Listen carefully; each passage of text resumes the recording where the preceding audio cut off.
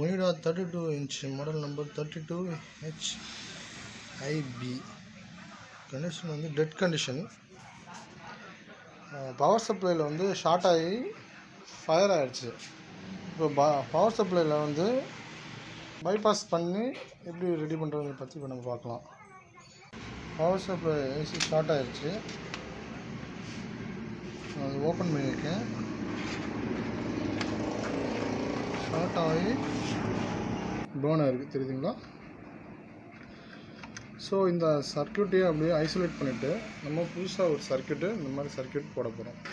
இதோட ரெகுலேட்டர், இதோடைய STR number வந்து DMO565.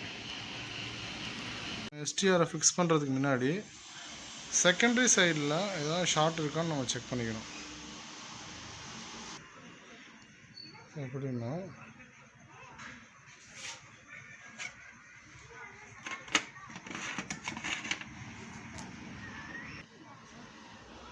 மல்டிமீட்டரை கண்டெய்னர் டெஸ்டரில் வச்சுக்கிட்டு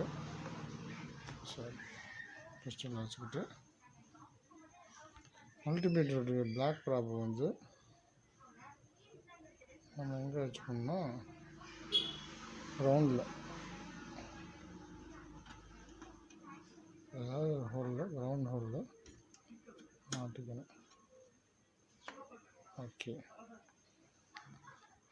வச்சுக்கிட்டு டைரெக்டாக நீங்கள் நம்மளுடைய இந்த டயோட்ஸ், இது ஒரு டயோடு,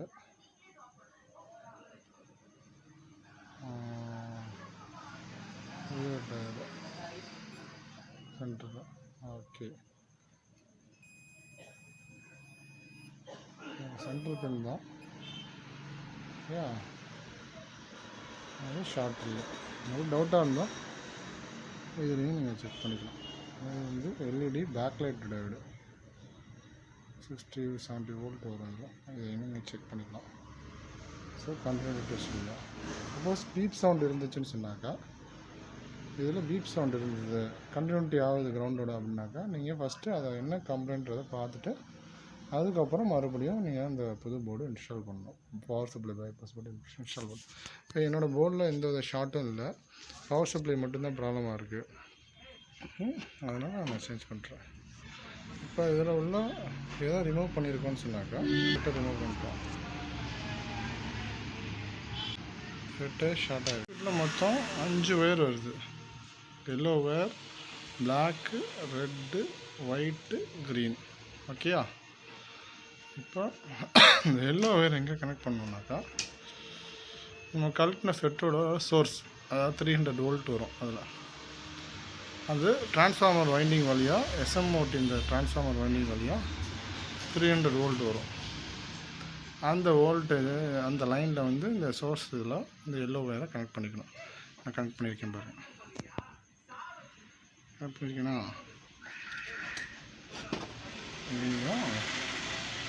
சோர்ஸ் இங்கே கனெக்ட் பண்ணிக்கலாம். ஓகே, அடுத்து வந்து பிளாக் ஒயர். அடுத்து பிளாக் ஒயரில் வந்து பிளாக் வந்து கிரவுண்டு, அதாவது மெயின் கிரவுண்டு. கேனோட நெகட்டிவில் நம்ம கிரவுண்ட் பண்ணிக்கலாம். கேன் ஃபில்டரோட மைனஸ் செக்ஷனில் நம்ம கனெக்ட் பண்ணிக்கலாம். அடுத்து வந்து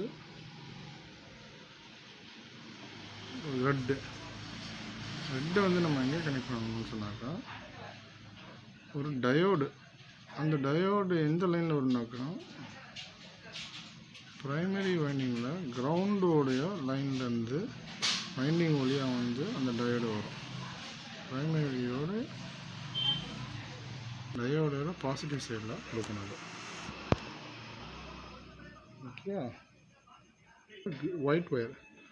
ஒயிட் வந்து ஆப்டோகப்ளரோட 4th பின், 1 2 3 4. 3rd பின் வந்து கிரவுண்டாக இருக்கும். 4th பின்னில் வந்து நம்ம கனெக்ட் பண்ணிடணும். இந்த 4th பின் லைன் ட்ராக் நேராக அந்த ரெகுலேட்டர் ஐசிக்கு தான் போகும். நம்ம ரிமூவ் பண்ணி வச்சுருந்தாலும் ரெகுலேட்டர் ஐசி இந்த ஐசிக்கு தான் போவோம்.